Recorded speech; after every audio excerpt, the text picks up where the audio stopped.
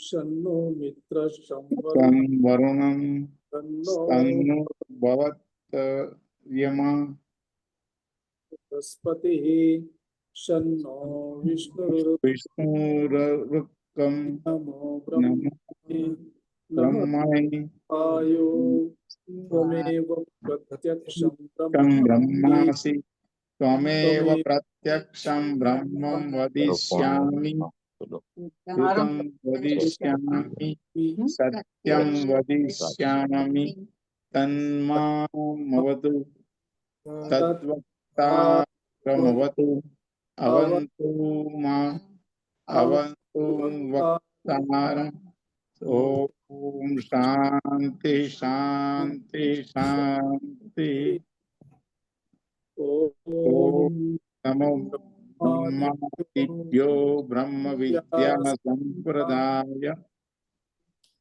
कर्तृभ्यो वंशभ्यो मदभ्यो नमो सर्वोपप्लवरहितः प्रज्ञानधन प्रत्यगर्थो ब्रह्मो ब्रह्मेवाहमस्मि ब्रह्मेवाहमस्मि शङ्करं शङ्करा शङ्कराचार्य केशवं बादरायणं सूत्रभाष्यकृतौ वन्दे भगवन्तो पुनः पुनः ईश्वरो गुरुरात्मेति मूर्ते भेद विभागिने व्यक्ते देहाय दक्षिणामूर्तये नमः। ॐ सहना भवतु सहनौ भुनक्तु सह वीर्यं करवावहै तेजस्विनावधीतमस्तु मा विद्विषावहै। ॐ शान्ति शान्ति शान्ति। विद्विषावहै। ॐ शान्ति शान्ति शान्तिः।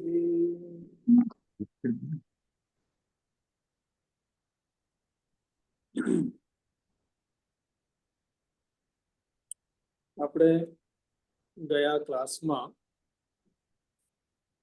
શન્નો મિત્રઃ શં વરુણઃ આજે આપણે પહેલો મંત્ર બોલીએ છીએ એની વ્યાખ્યા જોઈએ હતી. આ મંત્ર કૃષ્ણ યજુર્વેદ અંતર્ગત આવે છે અને ઉપનિષદ જોઈએ તો તૈત્તરીય ઉપનિષદમાં શિક્ષાવલ્લીનો શાંતિ મંત્ર છે. પછી આપણે સહના વવતુ આ મંત્ર પણ બોલીએ છીએ. આજે એનો અભ્યાસ કરીશું. પહેલા સહના વવતુ જે મંત્ર છે એ મંત્ર એ પણ કૃષ્ણ યજુર્વેદ નો જ મંત્ર છે અને આ ભી તૈત્તરીય ઉપનિષદ માંથી છે. બ્રહ્માનંદ વલ્લીનો શાંતિ મંત્ર છે. આ એક વખત ઉચ્ચારણ કરીશું તો તે તમને બધાને આવડે છે. છતાં ઓમ સહના ભવતુ ઓમ સહના ભવતુ. આમાં સ ની નીચે લીટી છે, બરાબર, અને નાની ઉપર છે. તો સ નો ઉચ્ચારણ નીચે લઈ જવાનું છે અને ના નો ઉચ્ચારણ ઉપર, અને બાકી બધા ઉચ્ચારણો સરખા છે. ઓમ સહના ભવતુ. ઓમ સહના ભવતુ. બોલો એકદમ ખુલ્લા અવાજે. ઓમ સહના ભવતુ. ઓમ સહના ભવતુ. ઓમ સહના ભવતુ. સહનૌ ભુનક્તુ. સહનૌ ભુનક્તુ.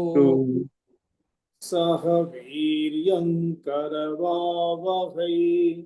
સહ વીર્યં કરવાવહૈ. તેજસ્વિનાવધીતમસ્તુ મા વિદ્વિષાવહૈ. તેજસ્વિનાવધીતમસ્તુ મા વિદ્વિષાવહે. ઓમ શાંતિ શાંતિ શાંતિ.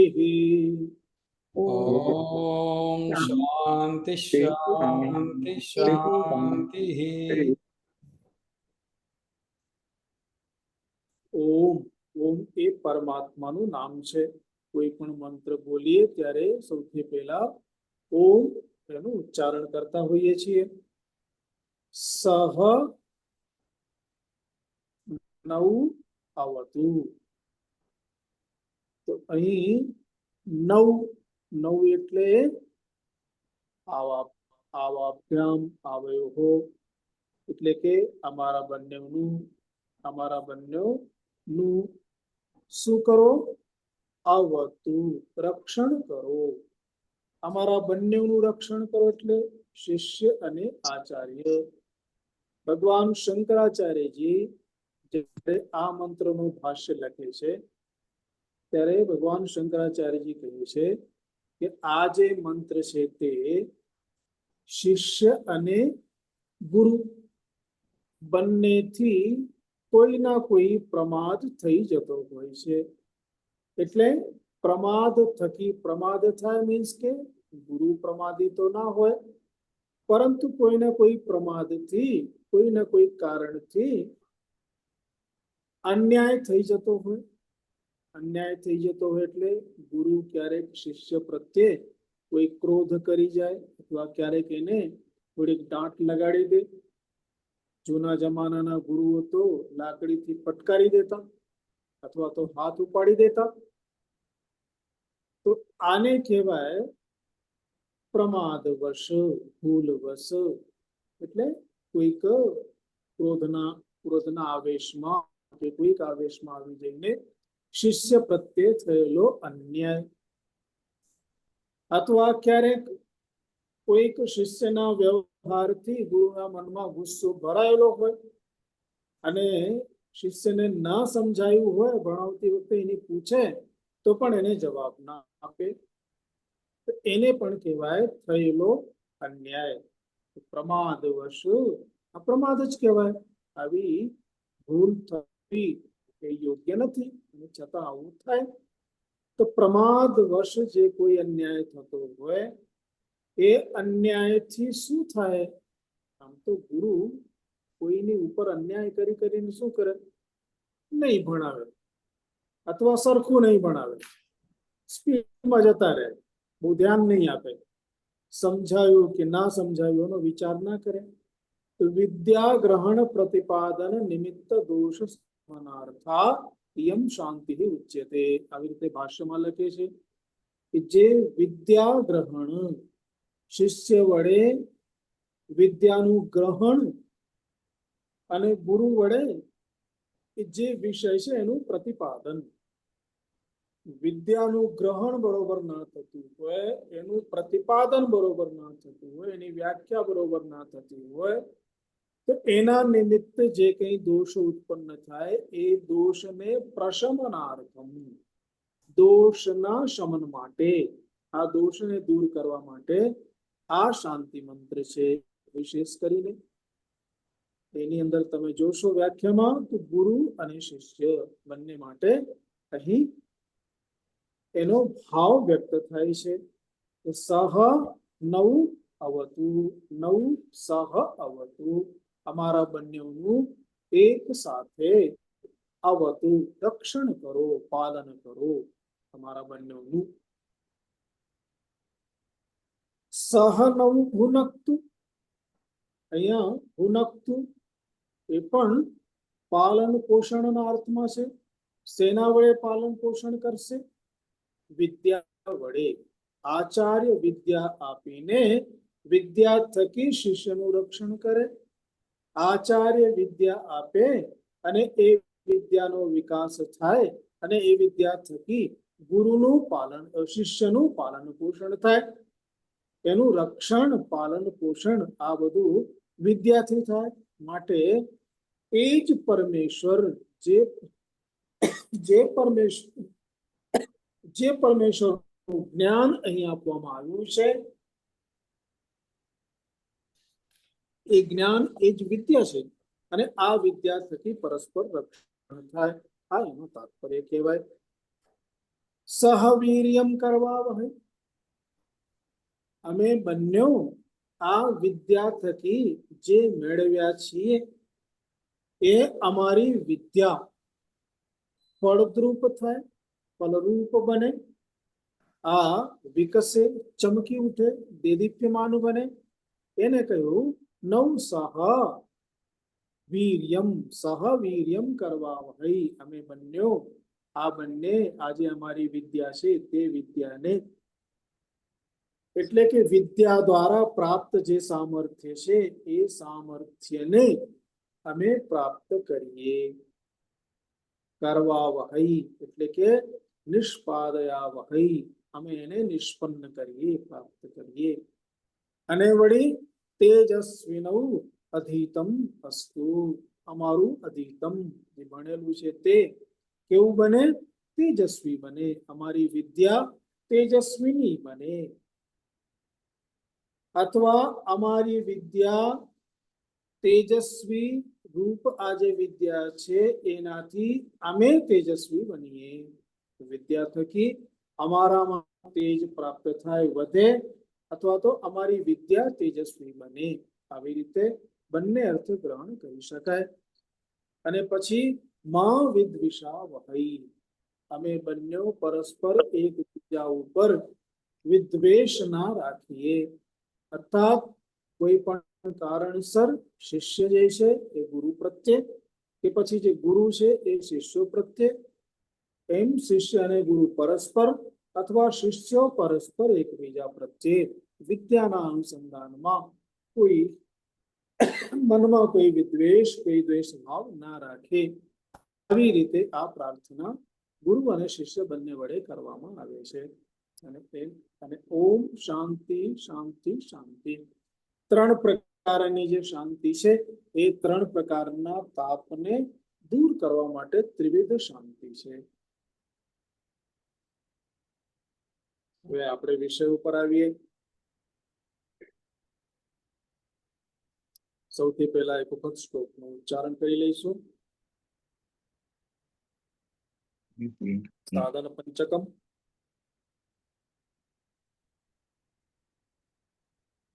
વેદો નિત્યમધીયતામ તદુદિતમ,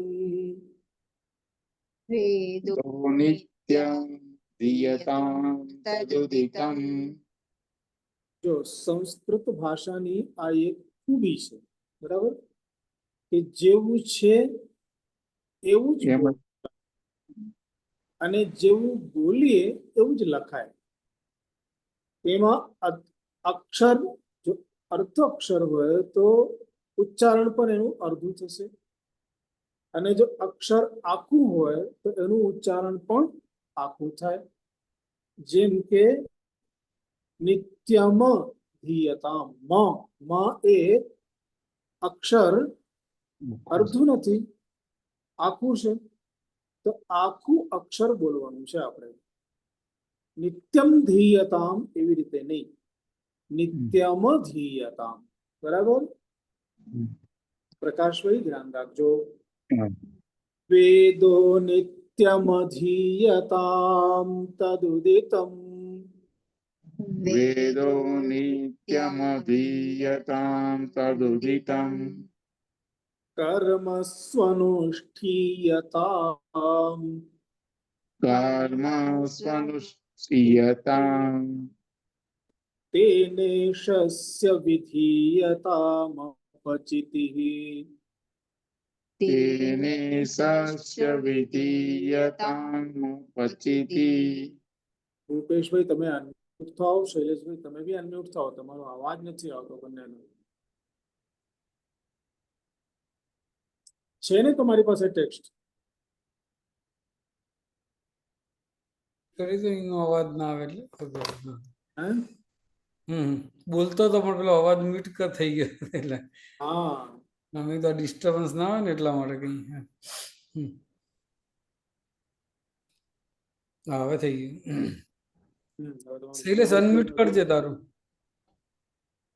પ્રયત્ન કરી રહ્યા છે. શૈલેષ અનમ્યુટ કરજે. એ જ કરે છે એ તો. અચ્છા.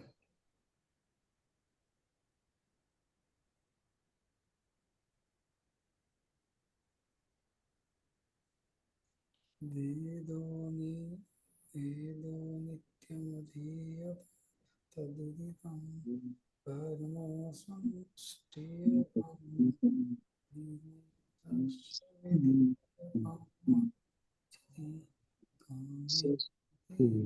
થઈ ગયું. સોરી, આ મોબાઈલ માં છે ને મને ફાવતું નતું એટલે પેલું ક્યાંથી અનમ્યુટ થાય. થઈ ગયું. આવે છે ને અવાજ? હા યાર જી કરીએ પારાયણ. જી જી. સ્વામીજી અમે કરીએ કે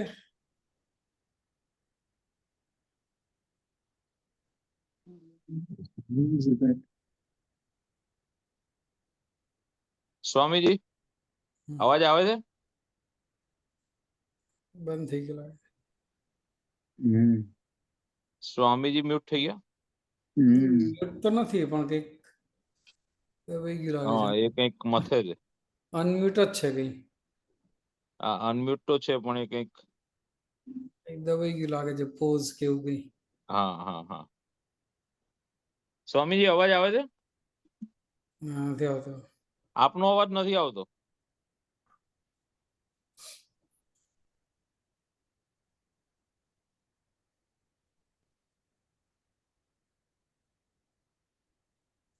વેદો નિત્યમધીયતાં તદુદિતં સ્વામીજી આપનો અવાજ નથી આવતો. પ્રકાશ પાછો મ્યુટ થઈ ગયો. ષ્ટીયતામ તેને સસ્ય વિધીયતામ અપચિતિ કામે ત્યજ્યતામ. મતિસ્ત્યજ્યતામ તેને સસ્ય વિધીયતામ અપચિતિ વેદો સ્વામીજીનો ઓડિયો કનેક્ટ થઈ નિત્યમધીયતામ રહ્યો છે. તદુદિતં સ્વામીજી અવાજ આવે છે? સનો હા, હવે આવે છે. હવે આવ્યો. જી જી ફરી બોલીએ.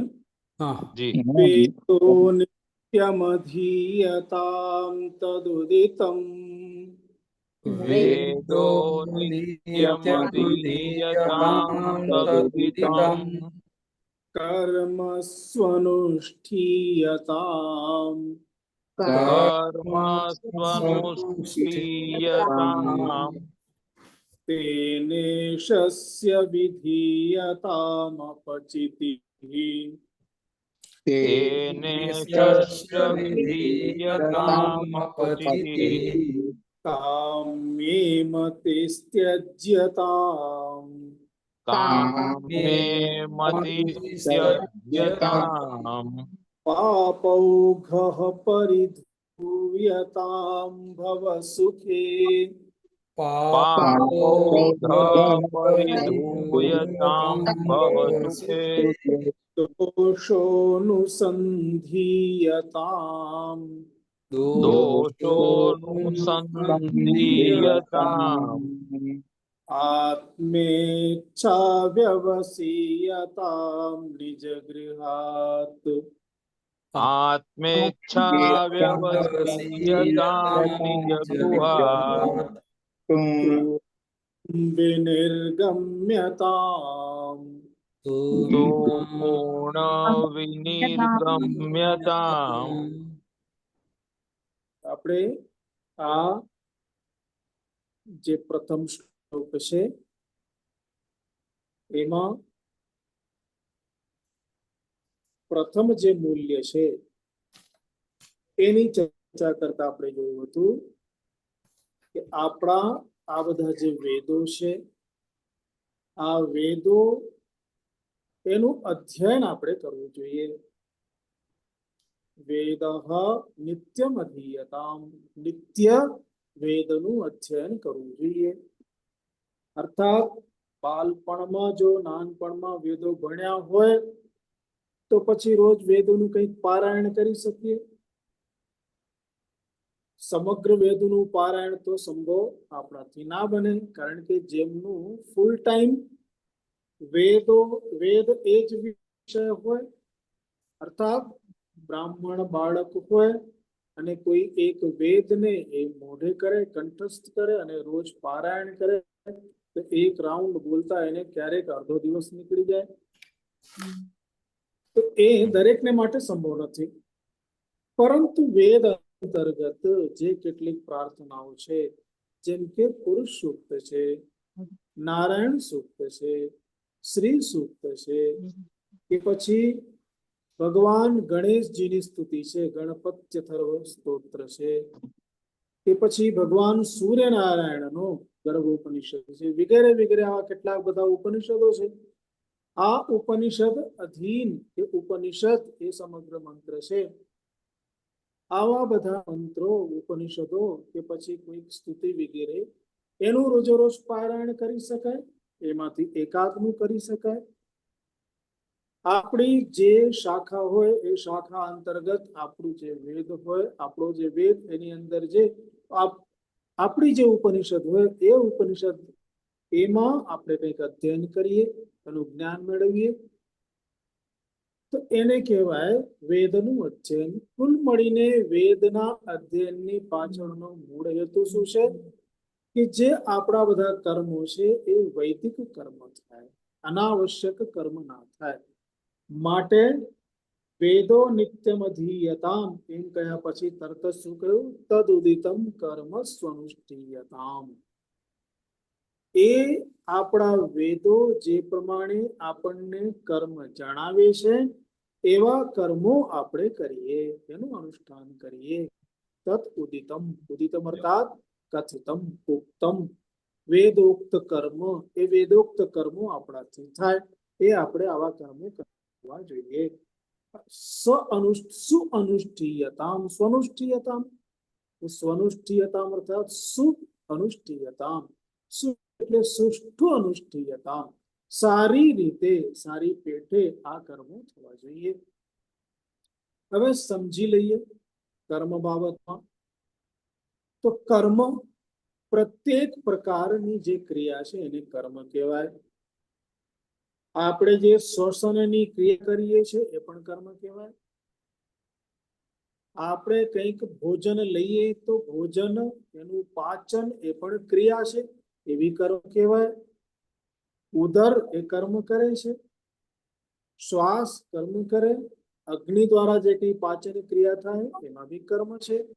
એવી રીતે આવવું જવું એ કર્મ છે, કોઈ ગ્રહણ કરવું કર્મ છે, સાંભળવું કર્મ છે, બોલવું એ પણ કર્મ છે. તો આ બધા કર્મો મનસા વાચા, મનથી, વાણીથી અને દેહેન, દેહ વડે, કાયા દ્વારા, શરીર દ્વારા આ બધા કર્મો થતા હોય છે. એટલા માટે જ ભગવાન શ્રી કૃષ્ણ ભગવદ્ ગીતામાં કહે છે, નહીં કશ્ચિત ક્ષણમપી જાતુ તિષ્ઠત્ય કર્મ કૃત. કોઈ પણ વ્યક્તિ એક ક્ષણ એના જીવનમાં એવું નથી કે જ્યારે એ કર્મ કર્યા વગર રહી શકે. પ્રત્યેક ક્ષણમાં કર્મ થાય. દોડીને કે પછી પ્રવૃત્ત રહીને કર્મ જો ના થાય તો પણ એ બેઠા બેઠા કર્મ કરશે. બેઠા બેઠા કર્મ કરશે એટલે બેઠા બેઠા કદાચ હાથ પગ નહીં ફેલાવે તો પણ એ મનમાં વિચાર કરીને કર્મ કરશે, કઈ ને કઈ વિચાર કરતો હશે, નક્કી કરતો હશે. તો આવી રીતે એના કર્મો થયા કરવાના છે. માટે એક ક્ષણ પણ કોઈ પણ વ્યક્તિના જીવનમાં એવું બની ના શકે કે જ્યારે એ કર્મ વગર રહી શકે. કર્મ તો કરે જ. તો આવી રીતે બધા કર્મો થતા હોય છે. હવે આ જે કર્મો છે એ કર્મ જો સારા હોય તો સત્કર્મ કહેવાય, અને જો ખરાબ હોય તો દુષ્કર્મ કહેવાય. સારા કર્મો જે છે, હવે આ સારા કર્મોની અંતર્ગત પણ કેટલાક કર્મો એવા છે કે જે કર્મો પ્રખ્યાત છે. દાખલા તરીકે શ્વાસોચ્છ્વાસ, શ્વસન ક્રિયા, આ જે કર્મ છે, આ કર્મને માટે કોઈ આપણને કહે, આવીને કહે તો જ આપણે કઈ શ્વાસ લેવાના છીએ એવું નથી. સ્વાભાવિક છે. તો કેટલાક કર્મ તો સ્વાભાવિક છે જે થયા કરશે, અને પછી કેટલાક કર્મો એવા છે કે જેના માટે આપણે પ્રયત્ન કરવો પડે છે, એમાં પ્રયત્ન કરીએ. પણ એમાં બી કેટલાક કર્મો એવા છે કે જે કર્મો માટે કોઈને કહેવાની જરૂર ના પડે. હવે જે કર્મો આપણે જાણતા નથી એવા કર્મો એ કોઈ આપણને જણાવે તો જ આપણે એને કરી શકીએ. દાખલા તરીકે મારે કેવી રીતે સ્વર્ગમાં જવું નથી જાણતું, તો પછી મને કોઈ જણાવે તો એ પ્રમાણે હું જઉં. અથવા મારે અમુક જગ્યાએ જવું છે, કેવી રીતે જવું મને ખ્યાલ નથી, મને ખબર નથી, મારે કોઈકની પાસેથી જાણવું પડે, જાણી લઉં તો હું ત્યાં જઈ શકું. આવી જ રીતે આપણા જે વેદો છે, આ બધા વેદો એવા કર્મો કે જે કર્મોને સામાન્ય રીતે કોઈ નથી જાણી શકતા અથવા નથી જાણતા, અથવા એવા કર્મોમાં માણસોની પ્રવૃત્તિ થઈ જાય છે. તો પ્રવૃત્તિ થાય માટે એ કર્મો ક્યારેક સારા નથી હોતા, ખોટા હોય છે, પણ એને ખબર નથી કે આ કર્મ મારે નહીં કરવા જોઈએ, આવા કર્મો. આમાં વેદ પ્રવૃત્તિ થાય છે. એ વેદો કહે કે તમારે આવું કરવું અને આવું ના કરવું. તમારે આવું જોઈતું હોય તો તમે આ પ્રમાણે કર્મ કરો, અને તમારે આવું કંઈક વિશેષ જોઈતું હોય તો તમે આ પ્રમાણે કર્મ કરો. તો જેને જે જોઈતું હોય એ પ્રમાણે એને કર્મ કરવા માટે, પરંતુ એને એ સામાન્ય કર્મ નથી માટે કોઈકે બતાવવું પડે. તો વેદો આ બધા કર્મોને બતાવે છે. દાખલા તરીકે તમે રોજ સંધ્યા વંદન કરો તો એ સંધ્યા વંદનનું તમને એક વિશેષ ફળ મળશે. શું વિશેષ ફળ મળશે? સંધ્યા વંદન જેવા કર્મ ઉપર બહુ મોટી મોટી ચર્ચાઓ છે, પણ આપણે બહુ મોટી ચર્ચાઓમાં ના પડીએ. તો શાસ્ત્રો જે કહે છે, મોટા મોટા વિદ્વાનો, જૈમિની જેવા મોટા મોટા વિદ્વાનો જેમને કર્મ મીમાંસા લખી કરી છે, અથવા તો મીમાંસકો જે છે એ લોકો શું કહે છે? અકરણે પ્રત્યવાય દોષ. એટલે જો સંધ્યા વંદન ઇત્યાદિ કર્મ તમે ના કરો તો તમને પ્રત્યવાય દોષ લાગે. હવે પ્રત્યવાય દોષ લાગે તો પ્રત્યવાય દોષ એટલે શું છે? તો પ્રત્યવાય દોષ એ 5-6 પ્રકારના અમુક પ્રકારના દોષ કહેવાય. કયા દોષ છે, કેવી રીતે છે? ટૂંકમાં સમજીએ તો આપણે ઉઠતા બેસતા કેટલા ખૂબ નાના નાના જીવજંતુઓ છે એ દબાઈ જતા હોય છે. અથવા તો ક્યારેક શું થાય, આપણે કોઈ કર્મ કરીએ છીએ, જેમ કે સાફ સફાઈ છે, એ સમય દરમિયાન ઘણા બધા પ્રાણીઓ, નાના નાના જીવજંતુઓ એ મરણને પામે. ક્યારેક કોઈક મચ્છર કરડવા બેઠું છે અને એ વખતે અચાનક હાથ ઉપડે અને એની ઉપર પડી જાય, એ મરી જાય, તો એ પણ આ કર્મ છે, એવી દોષ આપે. કીડી મકોડી આવું બધું કંઈક દબાઈ જતા હોય. રસોઈ કરતા પહેલા તો લોકો લાકડું સળગાવતા, લાકડામાં પણ જીવો રહેતા, જીવાણુ રહેતા નાના નાના, અને એ બળી જતા. તો આવી રીતે સાફ સફાઈ દરમિયાન, રસોઈ દરમિયાન, પાણીમાં, અનાજમાં, હાલતા ચાલતા ગમે ત્યાં આવા નાના નાના પાપ થતા.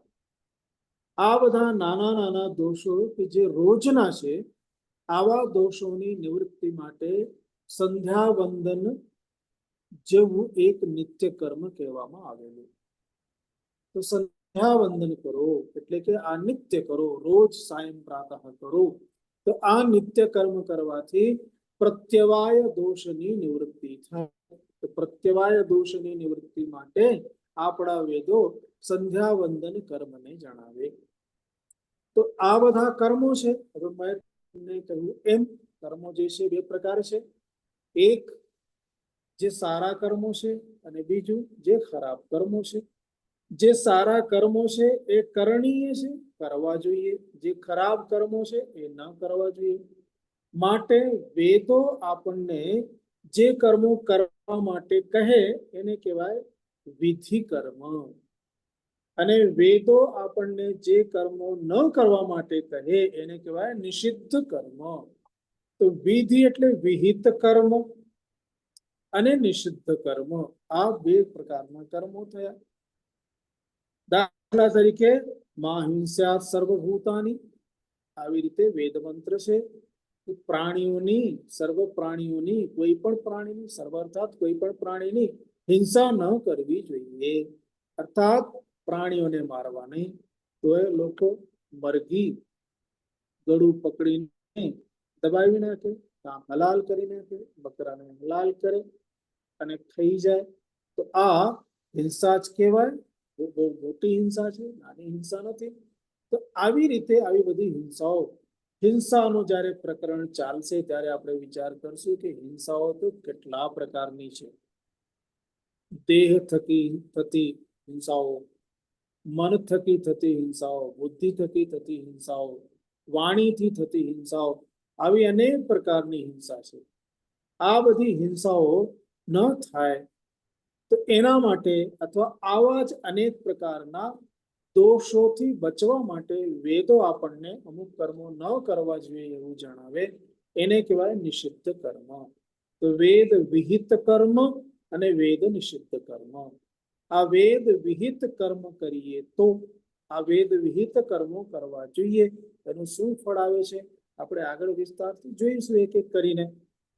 અહીં સમજવાનું શું રહ્યું કે કર્મો જે છે વેદ વિહિત કર્મો એ કેવા થશે? તો આ બધા કર્મો કોઈના કોઈ કામનાથી થશે. તો જે કામનાથી કર્મ થાય એને કહેવાય સકામ કર્મ, અને જેમાં કોઈ કામના ન હોય એને કહેવાય નિષ્કામ કર્મ. તો સકામ કર્મનું ફળ અને નિષ્કામ કર્મનું ફળ બંને જુદું થવાનું. કર્મ તો એક જ છે, એક જ કર્મ કામનાઓથી યુક્ત હોઈને કરીએ તો એનું ફળ જે કામના હશે એ કામનાની પૂર્તિ થશે. અને આ જ કર્મ નિષ્કામ ભાવે કરીશું તો ભગવાનમાં ભક્તિ વધશે અને મોક્ષ માર્ગ તરફ પ્રગતિ થશે અને અંતે જ્ઞાન થકી મોક્ષ થશે. તો આ નિષ્કામ કર્મનું પરિણામ છે. જેમ કે મને ઘણા લોકો કહેતા હોય, ગાયત્રી પુરસ્ચરણ મેં જ્યારે કર્યું તો ઘણા લોકો પૂછે, એટલે પછી તમે શા માટે ગાયત્રી પુરસ્ચરણ કરવા ગયા? મેં કીધું કે મારા મનમાં કોઈ કામના તો હતી નહીં.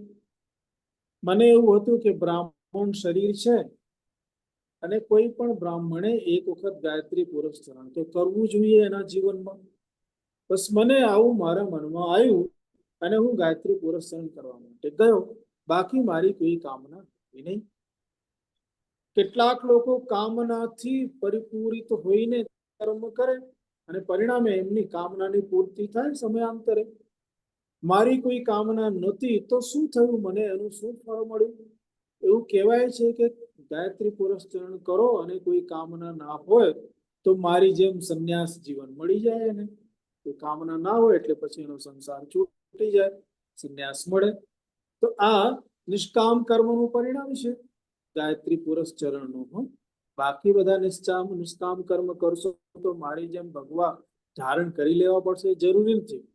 પણ એ નિષ્કામ કર્મનું ફળ જે છે એ ફળ તમને ભગવાન સુધી લઈ જશે. આપણું મન, આપણી બુદ્ધિ, આપણું હૃદય શુદ્ધ બનાવશે અને ભગવાનને શુદ્ધ હૃદય જોઈએ છે, શુદ્ધ મન જોઈએ છે. આવા દાવાથી ભરેલું મન એ ભગવાનને પસંદ નથી. મોહી કપટ છલ છિદ્ર ના ભાવા, મને કપટ છલ છિદ્ર આ પસંદ જ નથી, ભગવાન સ્વયં કહે છે. તો ભગવાનને એ જ પસંદ છે.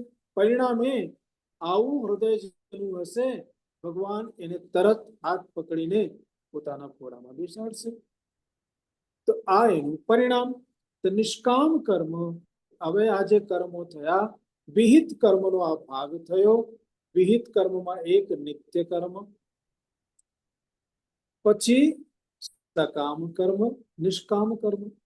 હવે આ જે નિત્ય કર્મ છે એ નિત્ય કર્મની અંદર પણ એક પેટા વિભાગ આવી જાય છે. એ પેટા વિભાગ છે પ્રાયશ્ચિત કર્મ અને નૈમિત્તિક કર્મ. નૈમિત્તિક કર્મ અર્થાત નિમિત્ત બનાવીને ક્યારેક કરવામાં આવતું કર્મ, એને કહેવાય નૈમિત્તિક કર્મ. જે રોજે રોજ કરવામાં આવે એને નિત્ય કર્મ કહેવાય. કોઈક નિમિત્તને લઈને કોઈક દિવસે જ્યારે કરવામાં આવતું કર્મ છે એને નૈમિત્તિક કર્મ કહેવાય. અને એવી જ રીતે એવા કેટલાક કર્મો છે કે જે આપણાથી થયેલા દોષને, પાપને એને ધોઈ નાખવા માટે, એને દૂર કરવા માટે મદદરૂપ બને એવા કર્મને કહેવાય પ્રાયશ્ચિત કર્મ. તો હવે આવી રીતે વિભાગ જોઈએ તો વેદ વિહિત કર્મ, વેદ નિષિદ્ધ ને જવા દો, એ તો આપણે કરવાના જ નથી. તો એક વિહિત કર્મ, પછી સકામ કર્મ, અને પછી એમાં નિત્ય કર્મ, નૈમિત્તિક કર્મ, પ્રાયશ્ચિત કર્મ અને નિષ્કામ કર્મ, અથવા વિહિત, નિત્ય, નૈમિત્તિક, પ્રાયશ્ચિત, સકામ અને નિષ્કામ, આવી રીતે પણ આપણે આ કર્મને ગોઠવી શકીએ. કદાચ આ સિક્વન્સ વધુ સારું રહેશે. સિક્વન્સ જે છે સૌથી પહેલા વિહિત કર્મ, પછી નિત્ય કર્મ, પછી નૈમિત્તિક કર્મ, પછી પ્રાયશ્ચિત કર્મ, પછી સકામ કર્મ અને પછી નિષ્કામ કર્મ. આવી રીતે આ બધા કર્મોની એક પરંપરા આપણે જોઈ. હવે આ બધા કર્મો અત્યારે આપણા પૂરતા સીમિત છે. હવે આ જ કર્મોને, આ જે બધા કર્મો થયા, આ બધા કર્મોમાં એક બીજો ભાવ જો ઉમેરી દઈએ, જે ભાવ થકી આ બધા કર્મો આપણને પરમાત્મા સાથે જોડી દે, તો એ આપણો જે કર્મ છે એ કર્મ બદલાઈ જશે. એટલા માટે તમે જુઓ તો તરત જ આ જે ગુણો કહેવામાં આવ્યા, વેદો નિત્યમધીયતામ, પછી તદુત્તમ કર્મ સુનિષ્ઠીયતામ, અને પછી ત્રીજી લાઈન જુઓ, ત્રીજો ગુણ જે છે, ત્રીજું સાધન, તેને શસ્ય વિધીયતામ અપચિતિ. તેન ઈશસ્ય અપચિતિ વિધીયતામ. તેન, તેન અર્થાત તે કરવામાં આવેલા કર્મ વડે, અર્થાત આપણું જે નિત્ય કર્મ છે તે નિત્ય કર્મ, કે પછી નૈમિત્તિક કર્મ કે નૈમિત્તિક કર્મ, કે પછી હવે આપણે જે કંઈક સકામ કર્મો વગેરે આ બધા કર્મો, આ બધા કર્મોને, આ બધા કર્મો વડે, તેન અર્થાત તે કર્મ વડે, ઈશસ્ય અપચિતિ વિધીયતામ, પરમેશ્વરની અપચિતિ, અપચિતિ અર્થાત સ્તુતિ કરો. જો પરમેશ્વરની સ્તુતિ કરીએ તો શું થશે? કર્મો જે કંઈક કરીએ છીએ એ કર્મોનો ભાવ બદલાઈ જશે. એટલે શું થયું કે બધા જ કર્મો આપણા વડે કઈ ભાવનાથી પ્રેરાઈને થાય એને જ ભગવાન અહીંયા જણાવી રહ્યા છે, ભગવાન શંકરાચાર્યજી, કે તેન ઈશસ્ય અપચિતિ વિધીયતામ. એટલે આપણા જે કંઈક કર્મો છે આ કર્મો એ શું બની રહે? ભગવાનની સ્તુતિ, એટલે કે પૂજા. તમે ભગવાનની સામે મંગલમ ભગવાન વિષ્ણુ મંગલમ ગરુડધ્વજ મંગલમ પુંડરીકાક્ષો મંગલાયતનમ હરિ, આવું જ્યારે બોલો તો એનો અર્થ શું થયો?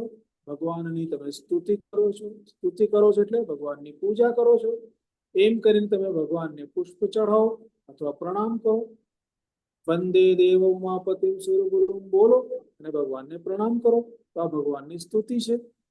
તો આવી રીતે આ જે ભગવાનની સ્તુતિ છે, તો આ જે આ પણ કર્મ છે, આ બી એક કર્મ છે, સ્તુતિરૂપ કર્મ છે. હવે તમે શ્લોક કઈ ના બોલો, આવા કોઈ મંત્રો તમે નથી બોલતા, ના બોલો, પણ શું કરો? આ જે કર્મ છે એ કર્મ જ ભગવાન માટે મંત્ર બની રહે, ભગવાન માટે શ્લોક બની રહે.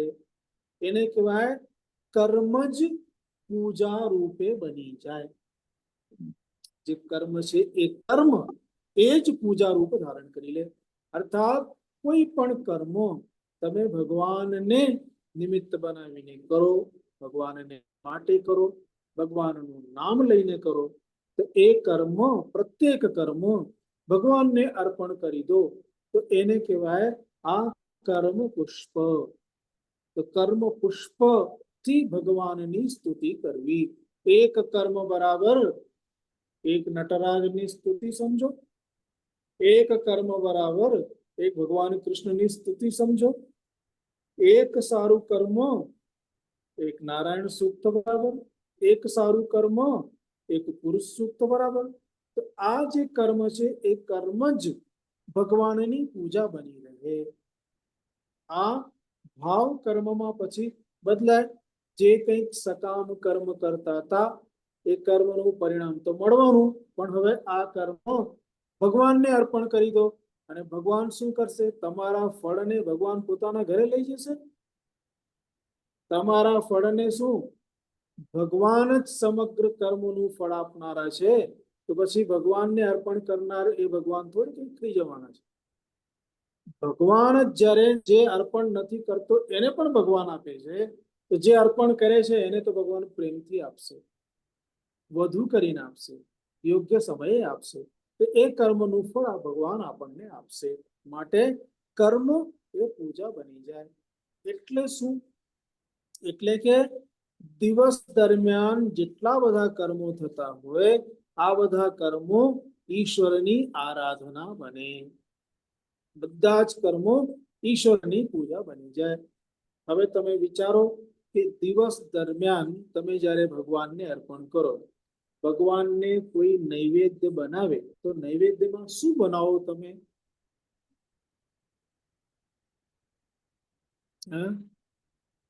શું ભગવાનની પ્રસાદમાં શું ધરાવો? ભગવાનને ભાવતા ભોજન, લાપસી બનાવીએ, લાપસી ધરાવો, બરાબર? શીરો, લાપસી. હા, નહીં કે લસણ ડુંગળીથી બરોબર એકદમ ધડધકતું ધગધગતું, અથવા તો દોડતા દોડતા આવ્યા અને શું છે સવાર સાંજ પેલા બાળકને આમલેટ ખવડાવવા બધાને, પછી ચલો એક આમલેટ ભગવાનને ધરાવી દો. એની પણ ઈચ્છા નહીં થાય કે ભગવાનને આમલેટ ધરાવવું, બરાબર? એવી રીતે તમારા કર્મો જ્યારે ભગવાનને અર્પણ થઈ જશે તો તમે શું ગાળ બોલીને ભગવાન તમને અર્પણ, અથવા કોઈની નિંદા કરીને કે ભગવાનને અર્પણ, આ બધું ભગવાનને અર્પણ, એવું નહીં થાય આપણાથી. માટે જીવનમાં આ બધા જે દોષો છે ઓટોમેટિક દૂર થઈ જવાના, એની ઉપર નિયંત્રણ આવી જશે. આપણામાંથી આ બધા ખોટા કર્મો જે છે બધા દૂર થઈ જવાના. કારણ કે હવે ભગવાનને શું અર્પણ કરવું? હવે બધા જ કર્મો અર્પણ કરવા છે તો પછી એક પણ ખરાબ કર્મ આપણાથી થાય જ નહીં. મનથી પણ વિચાર ના હોય કોઈ હિત કરવાનું.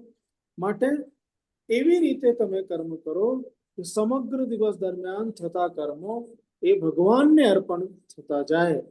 એ બધા કર્મો જ પૂજા બની જાય. જ્યારે બધા કર્મો પૂજા રૂપ મળે, પૂજા રૂપ બની જાય, એટલે પૂજા રૂપે થાય ત્યારે શું થાય? ત્યારે જ એની કહેવાય કર્મયોગ. એ કર્મથી આપણે ભગવાન સાથે જોડાઈ ગયા. તમે જુઓ કે કર્મ વત્તા યોગ, યોગમાં યુજ ધાતુ છે. યુજિર જે છે યુજિર યોગી, એ આ ધાતુ છે. આ ધાતુથી યોગ શબ્દ બને. અને આ બધા પ્રત્યયો, આમાં જે બધા પ્રત્યયો લાગીને શબ્દો બને, આ બધા પ્રત્યયો પણ બધું બહુ કમાળના હોય, બહુ કમાલના હોય છે. કેવા કેવા કમાલના હોય? અમુકમાં ભાવમાં ઘય પ્રત્યય લાગે, અમુકમાં કર્મમાં કે અન્યમાં ઘય પ્રત્યય લાગે. અહીંયા ભાવમાં ઘય પ્રત્યય છે, તો ભાવમાં ઘય પ્રત્યય છે એટલે ભાવમાં ઘય પ્રત્યય લગાડીને જ્યારે યોગ બને ત્યારે આ યોગ ભાવનાથી યુક્ત બની જાય, ભાવમય બને. માટે યોગ શબ્દ, યોગનો અર્થ થયો જોડાવું. અને આ બધા કર્મો જે અત્યારે સ્તુતિરૂપ કર્મ છે, એવા સ્તુતિરૂપ કર્મથી પરમાત્મા સાથેનું જોડાવું, એ જ જોડાણ જે છે કર્મ થકી જોડાણ, એને જ કહેવાય કર્મયોગ. આ કર્મયોગ આવતા આજે 2-4 બધા મૂલ્યો જે સાધનો એમાં બતાવવામાં આવ્યા છે એની અંદર બધા જ કર્મયોગનો સમાવેશ છે. પ્રત્યેક પ્રકારનો જે કર્મયોગમાં જે ઝીણી ઝીણી બાબતો છે આ બધી બાબતો એમાં નિર્દિષ્ટ કરવામાં આવી છે, બતાવવામાં આવી છે. આ બધી બાબતોને આપણે ધીરે ધીરે સમજવા માટે પ્રયત્ન કરશું. તમે બધા સ્વાધ્યાયી છો તો તમને સમજાવવામાં મને બહુ મહેનત નહીં કરવી પડે.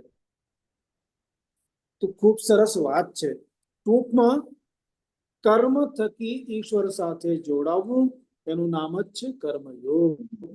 ભક્તિ થકી ઈશ્વર સાથે જોડાવવું એનું નામ છે ભક્તિ યોગ. જ્ઞાન થકી ઈશ્વર સાથે જોડાવવું એનું નામ છે જ્ઞાન યોગ. તો આ બધા યોગો અહીંયા સમજવાનું શું છે? સમગ્ર દિવસ દરમિયાન આપણા કર્મો જ્યારે ભગવાનને અર્પણ કરવાના છે તો કર્મોનું અવમૂલ્યન ના થવું જોઈએ. એ કર્મોની ગુણવત્તા રહેવી જોઈએ. શા માટે કહું છું? કારણ કે આજકાલ એવું જ થાય છે. આજકાલ આપણે મંદિરમાં જઈએ, દેવીના મંદિરમાં જઈએ તો મંદિરમાં જતા પહેલા નીચે ઘણી બધી દુકાનો હોય, ત્યાં પૂજાની થાળી મળે. પછી પૂછીએ કે આ થાળી કેટલાની? કે 51 રૂપિયા, 50 રૂપિયાની, કે આ 100 રૂપિયાની, કે આ બસ 500ની, કે આ. હવે 500ની થાળી બી જો લઈએ તો 500ની થાળીમાં જે કઈ એક બંગડી છે કે ચાંદલો છે એ કોઈ કામનો છે ખરો? સસ્તામાં સસ્તું નકામું એવું આપણે માને અર્પણ કરવા માટે જઈએ છીએ. એટલે શું થયું? આખી પૂજાનું અવમૂલ્યન થયું. એના કરતા ન અર્પવું સારું. ભગવાન માને જો સાડી આપવી હોય તો સરસ સાડી લઈને જાઓ. ક્યારેક આપણે ગંગા પૂજા કરશું તમને ખ્યાલ આવશે. અહીંયા જેવી રીતે બધા બહેનો જે આભૂષણોને નોર્મલી ભલે આપણે સોનું નથી આપી શકતા તો પણ જે આપીએ એ સારી વસ્તુ કે જેને આપણે ધારણ કરી શકીએ. દાખલા તરીકે ગંગા માને અર્પણ કરીને અને એમાંથી જો આપણે લઈ લઈએ તો એ જે અર્પણ કર્યું છે એ કંઠહાર એ પહેરવાને યોગ્ય હશે. કમસે કમ એટલું હોવું જોઈએ આપણા સામર્થ્ય પ્રમાણે. એવું અર્પણ કરવું. સાડી માને આપી તો એવી સાડી આપી. એને કહેવાય માની કરવામાં આવેલી જે ભક્તિ છે એ ભક્તિમાં ગુણવત્તા છે. એવી રીતે જ્યારે પ્રભુને આપણે કર્મ અર્પણ કરીએ છીએ ત્યારે આ કર્મમાં પણ ગુણવત્તા રહેવી જોઈએ. એવું નહીં કે હવે ભગવાનને માટે ગમે તેમ કરીને પૂરું કરી દેવાનું. માળા કરવી છે ફટફટ ફટફટ ફટફટ ફટ કરી દેવાનું. બોલવાનું એટલે એવું બોલો, મંત્ર બોલે. હવે આજકાલ શ્રાવણ માસમાં પંડિતો ઉચ્ચારણ કરે છે મંત્રોનું. શું બોલે છે ભગવાન જાણે. ભગવાનને સમજાતું હશે કે કેમ? મને ક્યારેક પ્રશ્ન થાય છે. એવો પટપટ પટપટ પટપટ પટપટ કરીને બોલી નાખે. બુલેટ ટ્રેનની જેમ ઉપડે. હા, બુલેટ ટ્રેનની જેમ ઉપડે. બુલેટ ટ્રેનની જેમ ઉપડે. એટલે એવું બોલો કે જે કર્ણપ્રિય લાગે, સારું લાગે. એને કહેવાય ગુણવત્તા. પૂજામાં ગુણવત્તા. જેવી રીતે એવી રીતે કર્મમાં ગુણવત્તા. એટલે કે કર્મનું અવમૂલ્યન ન થાય એ માટે પ્રયત્ન કરવો જોઈએ. તો આને કહેવાય તેન ઈશસ્ય અપચિતિ વિધીયતામ. એટલે સમજવાનું આપણે થોડું ડિટેલ સમજીએ તો જે કર્મમાં આપણે જ્યારે કર્મ કરીએ ને ત્યારે એ કર્મમાં મારે આને કરવું કે નથી કરવું એવી રીતે વિચાર કરવાનો અવસર જ ના હોય. એટલે કરવાનું જ છે. આ કરવાનું જ છે એને જ કહેવાય કર્તવ્ય. એટલે ન કરવા માટેની અસ્વતંત્રતા. મારે નહીં કરવું એના માટેની સ્વતંત્રતા નથી. એટલે કે મારે આ કરવું જ છે એને જ કહેવાય કર્તવ્ય. આવી રીતે જ્યારે કર્મને વ્યવસ્થિત ગુણવત્તાપૂર્વક કર્મ કરીએ તો એ કર્મ એ ખરેખર કર્તવ્યનું પાલન કર્યા કહેવાય. તો આ કર્મ એ જ કર્તવ્ય છે, આને કરવું જ જોઈએ. અને નહીતર તમે જુઓ ભગવાન શું કહે છે? યત પ્રવૃત્તિ ભૂતાનામ યેન સર્વમિદમ તતમ સ્વકર્મણા તમુભ્યર્ચ્ય સિદ્ધિમ વિંદતિ માનવ. પ્રત્યેક મનુષ્ય સિદ્ધિને પ્રાપ્ત કરે છે.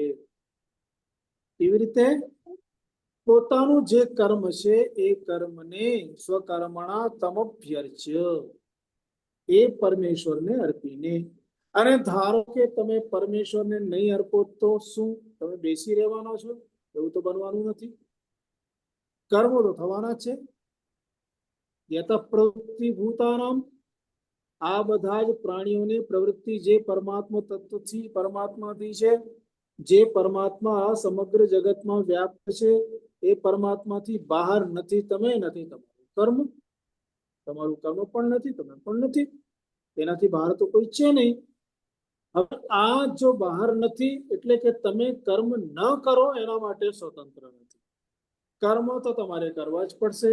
જો કરવાના જ છે તો સારી રીતે કરો, વ્યવસ્થિત કરો, યોગ્ય કરો, ભગવાનને અર્પણ કરીને કરો. જ્યારે છૂટકો જ નથી તો બે મને કરવા કરતા મનથી કરો, યોગ્ય રીતે કરો. અને આ બધા કર્મોને પરમાત્માને અર્પો. પરમાત્માને અર્પણ કરશો તો એનાથી તમને જોઈતું તમારી સિદ્ધિ તમને પ્રાપ્ત થશે. સિદ્ધિ વિંદતિ માનવ.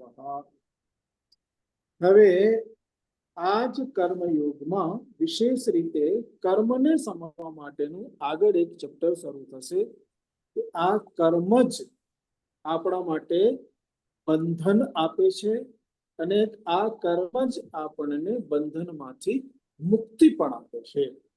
એ વિશેની ચર્ચા આપણે પછી કરીશું. હવે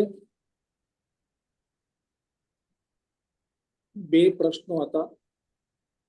એક શૈલેષભાઈએ પ્રશ્ન કર્યો છે અને એક પ્રશ્ન છે પ્રકાશભાઈનો.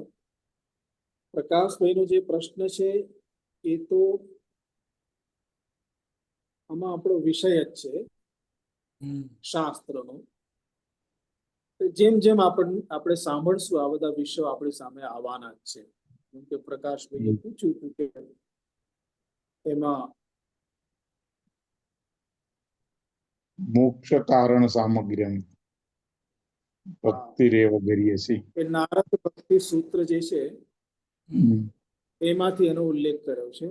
તો ભક્તિનો પ્રકરણ વગેરે આ બધા ધીરે ધીરે આમાં આવવાના જ છે અને આ બધા વિષયો આપણે લઈશું. પછી એમાંથી જે રહી જશે એની ઉપર પછી આપણે ચર્ચા કરશું. એટલે વારંવાર એક વિષય ઉપર ના જઈએ એટલા માટે આ વિષયને અત્યારે આપણે નથી લેતા. મોક્ષ કારણ સામગ્રી ભક્તિ રેવ ગરીયસી આપણે કહ્યું ને. શૈલેષભાઈનો એક પ્રશ્ન છે. આની રેકોર્ડિંગની તો જરૂર નથી ને? નહીં.